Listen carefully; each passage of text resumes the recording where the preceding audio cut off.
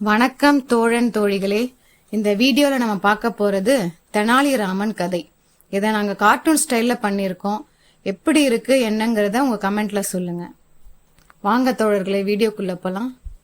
விஜயநகர செழிப்பின் உச்சக்கட்ட காலம். கல்வி, கலாச்சாரம், புலமை, புகழ் அனைத்திலும் விளங்கிய ஒரு புண்ணிய நகரம். அங்கே புலவர்களின் மேன்மை அவையை கலையாக்கும். அந்த சூழலில் ஒரு பெரிய புலவர் நகருக்குள் வந்தார். அவர் பெயர் வித்யாசாகர். சகல சாஸ்திரங்களிலும் புலமை பெற்றவர். ஆனால் அதே அளவில் ஆணவத்தாலும் கூடியவர். எனக்கு இணையானவர் யாரும் இல்லை என்ற இருமாப்புடன் ஊர் ஊராக சென்று பல புலவர்களுடன் வாதம் செய்து வென்று வந்தார். எங்கு சென்றாலும் மற்றவர்கள் வாயடைத்து ஒதுங்கினர். இப்போது அவர் விஜயநகரத்திற்கும் வந்தார். அழகான அந்த அரசவையை பார்த்ததும் மன்னர் கிருஷ்ணதேவராயரிடம் வணங்கி ஒரே கேள்வி கேட்டார். இந்த அவையில் எனது அறிவுக்கு சவால் செய்ய துணியும் ஒருவர் இருக்கிறாரா என்று. அவையில் இருந்த பேத்தண்ணா, சூரண்ணா, திம்மண்ணா போன்ற அறிவாளிகள் வித்யாசாகரின் புகழையும் வாதத்தில் உள்ள ஆழத்தையும் கண்டு மெல்ல விலகினர். அந்த மௌனம் மன்னரை கவலைக்குள்ளாக்கியது. அதே சமயம் அவைக்குள் நுழைந்தார் தெனாலிராமன். அவர் சிரித்தபடியே சொன்னார், அவருடன் வாதம் செய்ய நான் தயாராக இருக்கிறேன் என்று. அவையினர் ஆச்சரியம் அடைந்தனர். ராமன் போல் நகைச்சுவை படைத்தவர் இந்த பெரிய புலவரை எதிர்கொண்டு வெல்வாரா என்ற சந்தேகம் எழுந்தது. மறுநாள் காலை தெனாலிராமன் அரசவைக்கு வந்தார்.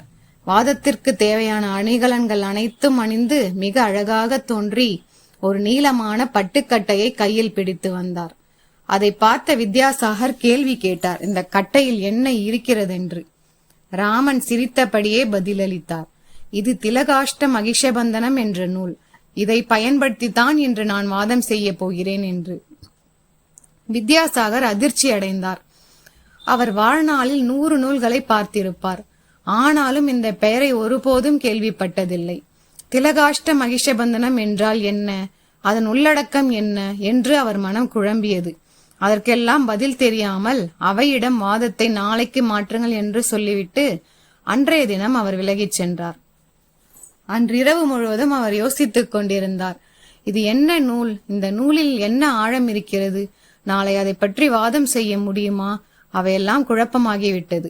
மறுநாள் அவையின் முன்னிலையில் தன்னை நிலைக்க வைத்து கேள்விகளுக்கு பதிலளிக்க முடியாது என்பதே அவர் முடிவு. அதனால் அன்றிரவே அந்த நகரத்தை விட்டு ஓடிவிட்டார். மறுநாள் காலை அவையில் வித்யாசாகர் வரவில்லை. அவரை தேடினார். தெரிந்தது அவர் நகரத்தை விட்டு ஓடிவிட்டார் என்று. அவையினர் நிம்மதி அடைந்தனர். மன்னர் திருப்தியுடன் ராமனை பாராட்டினார். அவரிடம் கேட்டார், ராமா, அந்த திலகாஷ்ட மகிஷபந்தனம் என்ன நூல்? நாங்களும் பார்க்க விரும்புகிறோம் என்று. ராமன் மெதுவாக தனது பட்டுக்கட்டையை திறந்தார். அதில் நூல் எதுவும் இல்லை. அதற்கு பதிலாக சிறிது எல், ஒரு விறகு மற்றும் ஒரு எருமையை கட்டும் கயிறு இருந்தது. அவையினர் குழப்பத்தில் இது என்ன என்று ராமன் கேட்டனர். ராமன் விளக்கத் தொடங்கினார். திலகம் என்றால் எல், காஷ்டம் என்றால் விறகு, மகிஷபந்தனம் என்றால் எருமையை கட்டும் கயிறு. இந்த 3ஐயும் ஒன்றாக வைத்தால் அதுதான் திலகாஷ்ட மகிஷபந்தனம் என்று. அவையினர் எல்லோரும் சிரித்தனர். மன்னரும் அசந்து அதே சமயம் மகிழ்ந்து ராமனை பாராட்டி வெகு முக்கியமான பரிசு வழங்கினார். நன்றி.